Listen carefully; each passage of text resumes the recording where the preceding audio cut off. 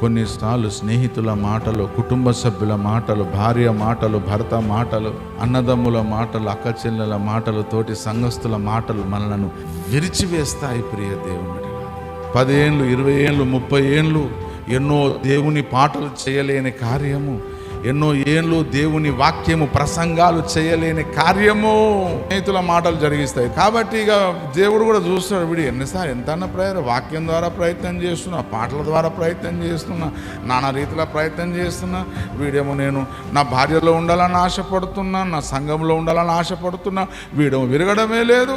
అటువంటి సమయంలో దేవుడు ఏం చేస్తాడంటే మనకు అత్యంత సమీపముగా ఉన్న వారి చేత అత్యంత కఠినమైన మాట్లాడిస్తాడు.